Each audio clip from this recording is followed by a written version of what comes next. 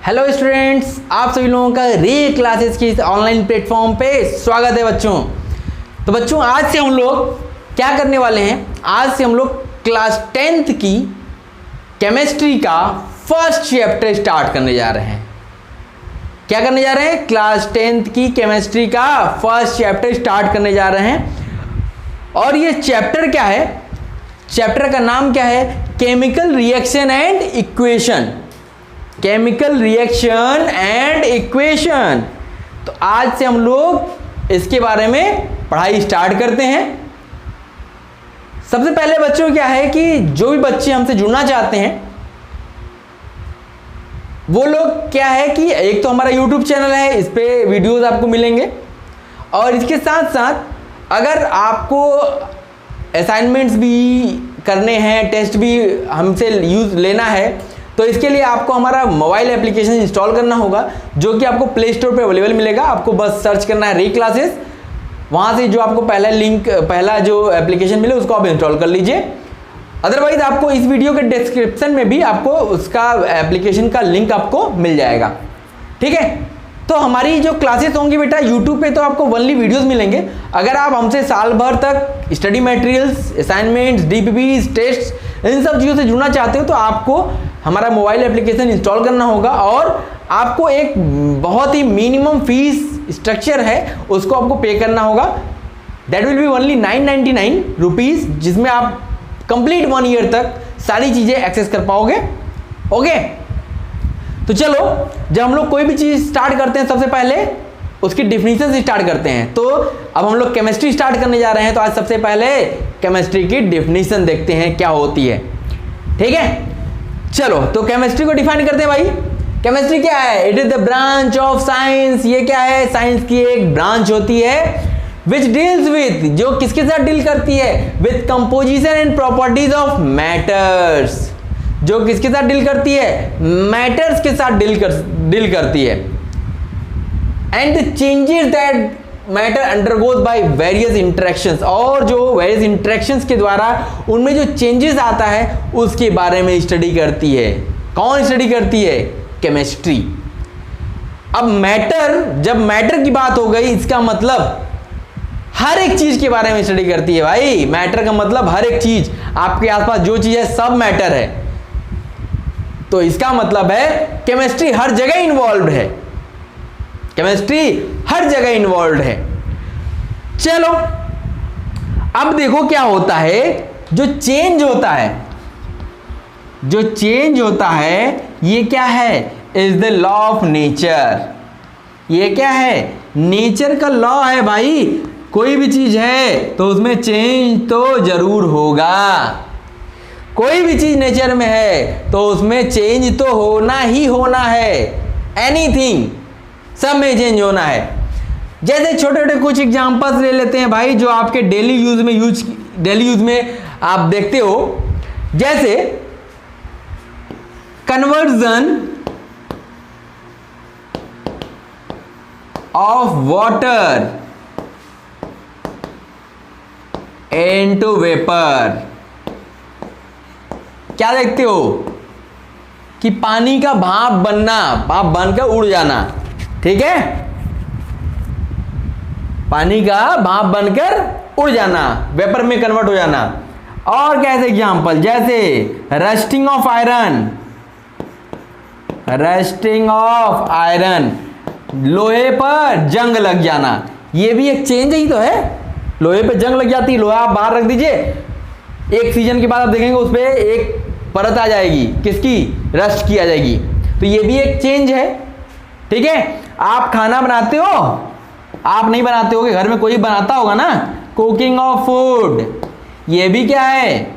ये भी एक चेंज है भाई। आप सब्जी लेते हो, मसाले लेते हो, मिर्च लेते हो, तेल लेते हो, सबको मिक्स करते हो, एक नया चीज बन जाता है। तो ये भी तो एक चेंज हुआ। ठीक, बहुत सारे चीजें हैं भाई। जैसे आप डाइजेशन ऑफ फूड,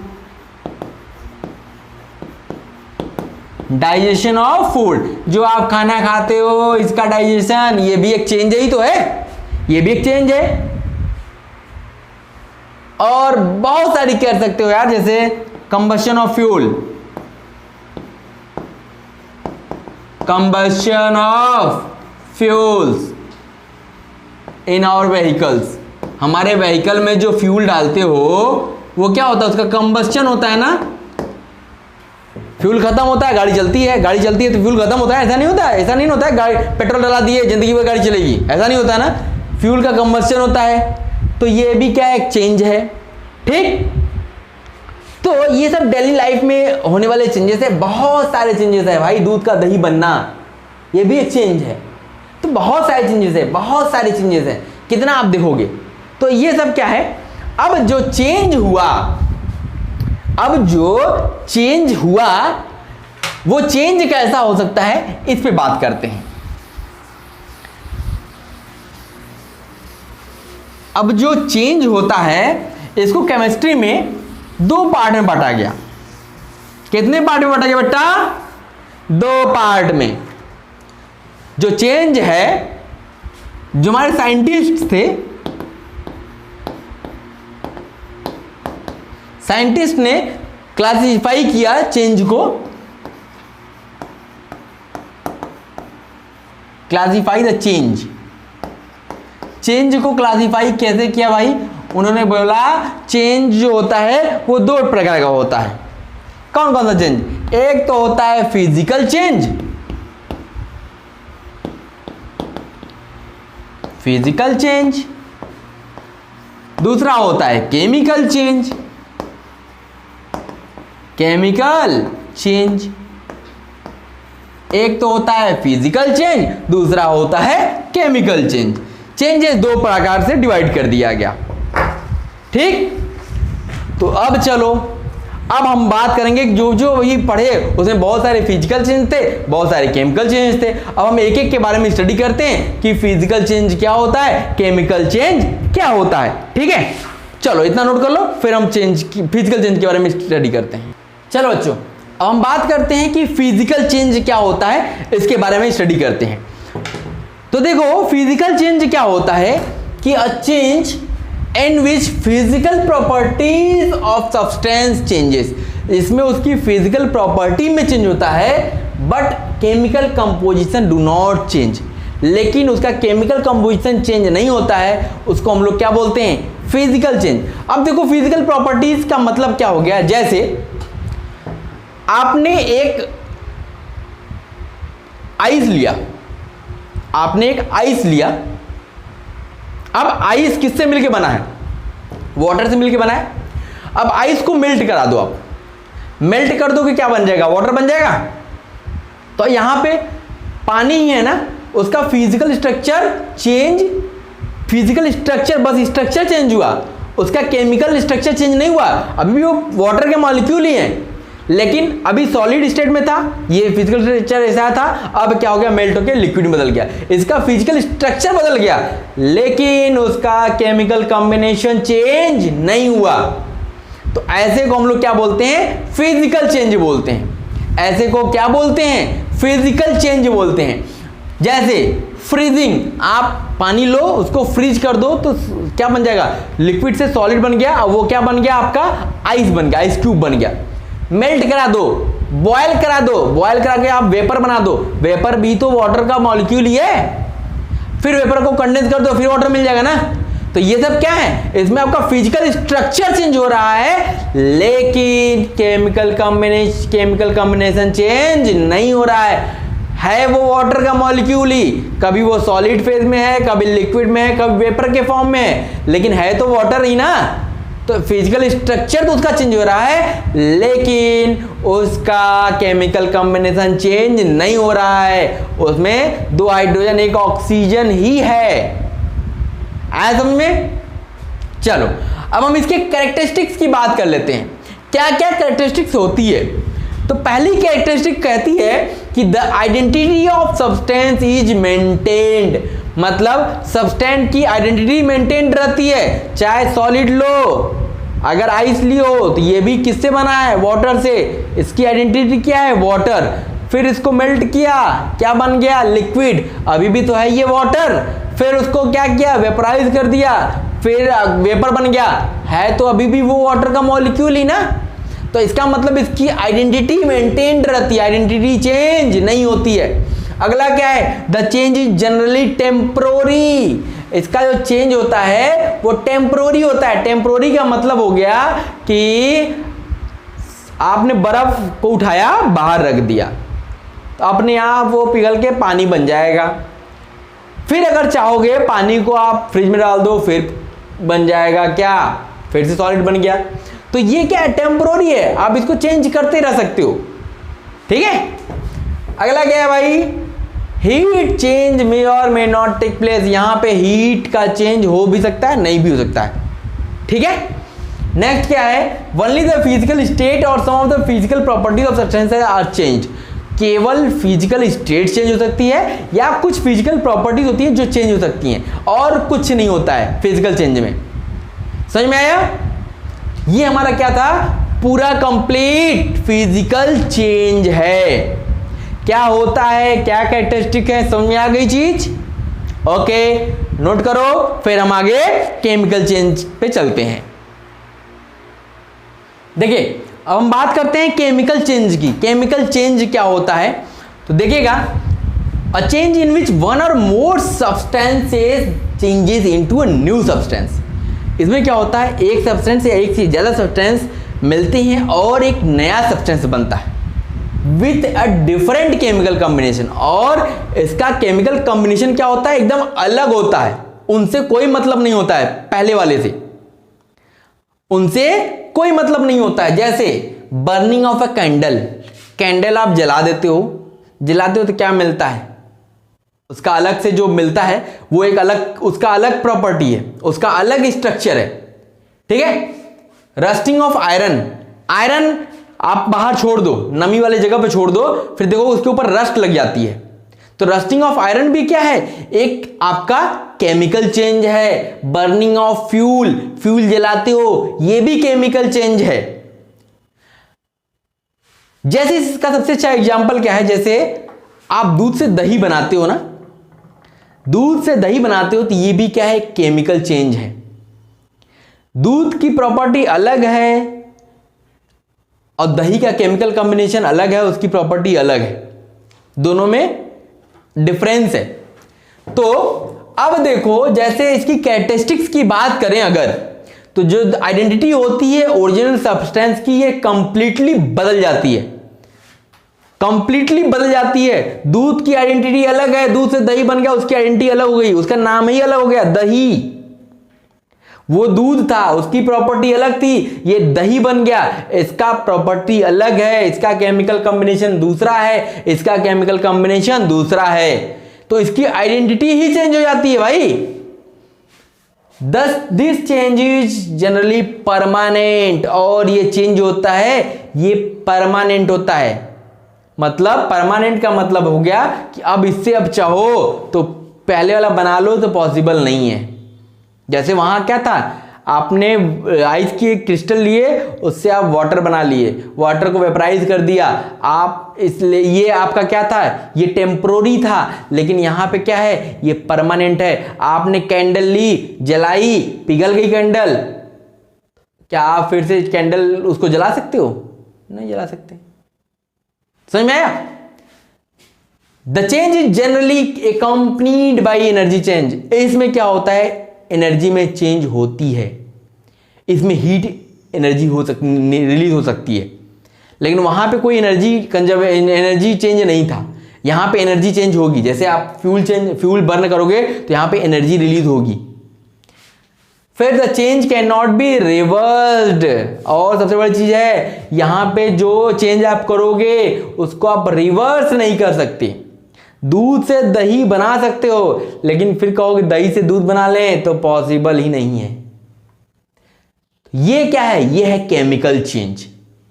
ये क्या है, ये है केमिकल चेंज और उसकी कैरेक्टरिस्टिक्स। ओके, समझ में आ गया? चलो नोट करो इसको, फिर आगे चलते हैं हम लोग। चलो बच्चों, अब हम बात करते हैं कि difference between physical and chemical change. जो पढ़े हो वही डिफरेंस में भी आएगा, लेकिन ये क्वेश्चन पूछा जाता है, इसलिए मैं आपको इसको अलग से बता दे रहा हूं। ठीक है, फिजिकल चेंज और केमिकल चेंज में क्या डिफरेंस है, अब हम इस पर डिस्कशन करते हैं। तो देखो, फिजिकल चेंज में क्या होता है, सबसे पहली चीज, no new substance formed, no new substance formed, यहां कोई नया सब्सटेंस नहीं बनता है, यहां कोई नया सब्सटेंस नहीं बनता है, लेकिन यहां पे नया सब्सटेंस बनता है, a new substance formed, a new substance formed, यहां पे नया सब्सटेंस बनता है। ठीक, चलो ये पहली चेंज हो गई। दूसरे चेंज पे आते हैं, तो ये टेम्पररी चेंज है। ये कैसा चेंज है? टेम्पररी, ये टेम्पररी चेंज है। लेकिन ये क्या है? ये परमानेंट चेंज है, परमानेंट, ये परमानेंट चेंज है। इसमें अगर चेंज हो गया तो फिर वापस उसको प्रीवियस में नहीं ला सकते। फिर तीसरे चेंज की बात करते हैं, ये क्या होता है? इजिली रिवर्सिबल, इजिली रिवर्सिबल होता है, लेकिन ये केमिकल चेंज क्या होता है? Not easily, can not easily reversed, can not easily reversed.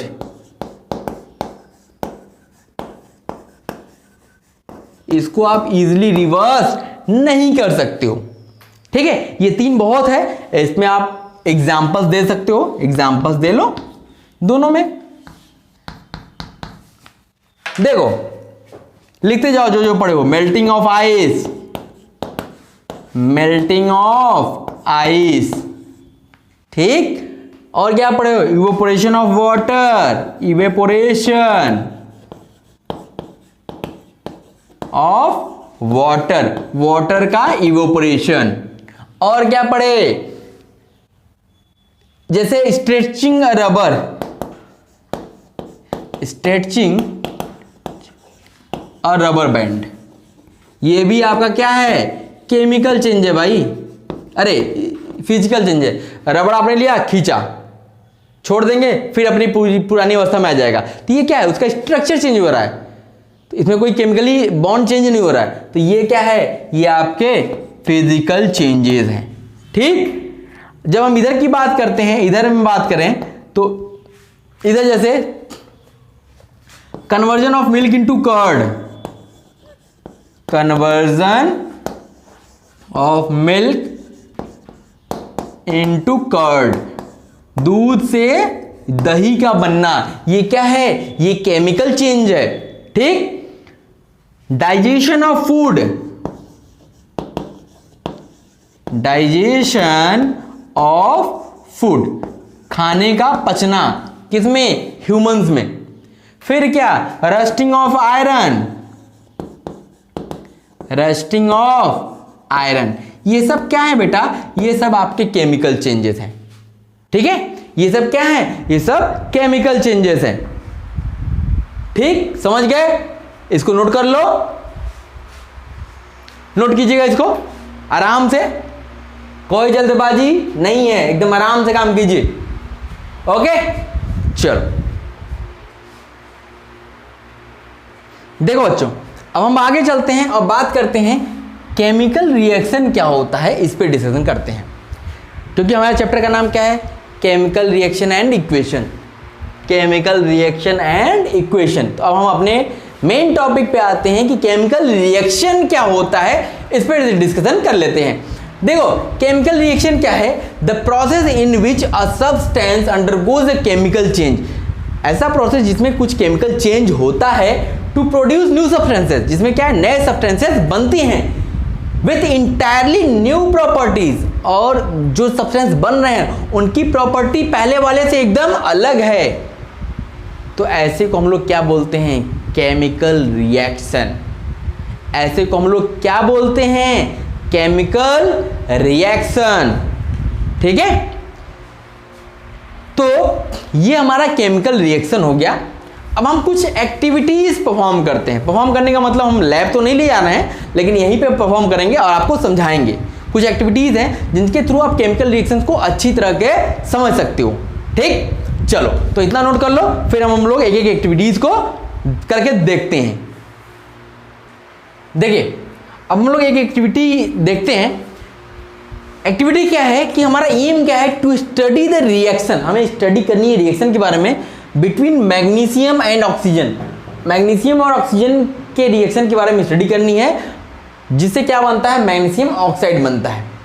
तो देखो जब ये हमें एक्टिविटी परफॉर्म करनी है तो हमें क्या क्या रिक्वायरमेंट्स होंगी, किसी चीज़ की जरूरत होगी। तो सबसे पहले हमको क्या चाहिए होगा, मैग्नीशियम का एक रिबन चाहिए होगा, लगभग 2 सेंटीमीटर लंबा है मैग्नीशियम रिबन चाहिए होगा। बर्नर चाहिए होगा, बर्नर जिसपे हम लोग जलाएंगे उसको। टोंग चाहिए होगा, मतलब जिससे हम मैग्नीशियम रिबन को पकड़ेंगे। फिर उसके बाद सैंड पेपर चाहिए होगा और वॉच ग्लास चाहिए होगा। अब देखो सैंड पेपर वॉच ग्लास का क्या जरूरत है।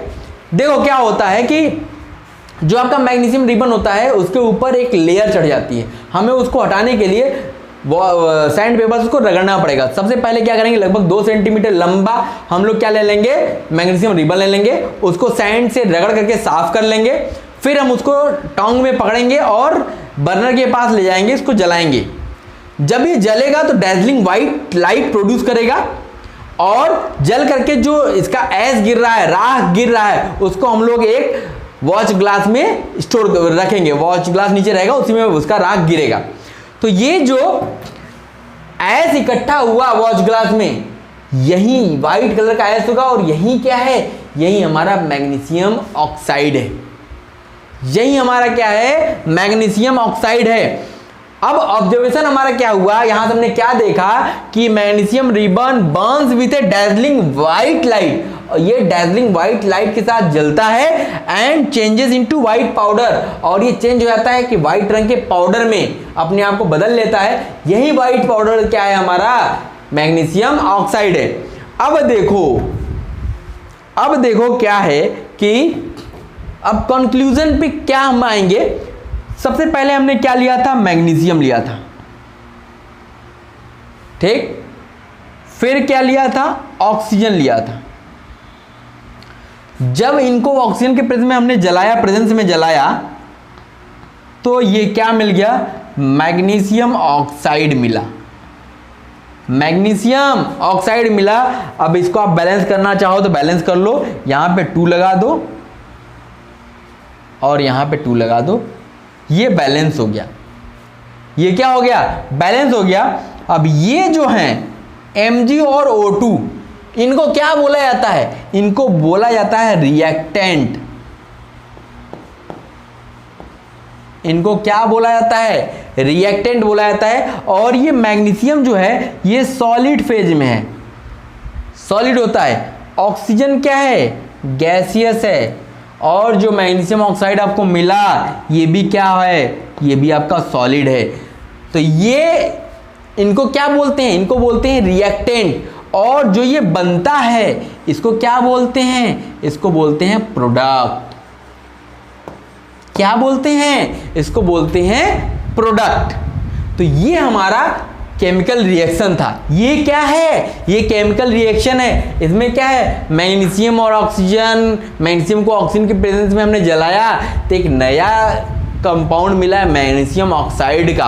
इसका स्ट्रक्चर, इसका प्रॉपर्टीज इनसे एकदम अलग है, इनका केमिकल कॉम्बिनेशन भी अलग है। यहाँ पे Mg अलग था, यहाँ पे ऑक्सीजन अलग था, लेकिन यहाँ पे क्या बना, इनका ऑक्साइड बना और इनके बीच में एक बॉन्डिंग आई हुई।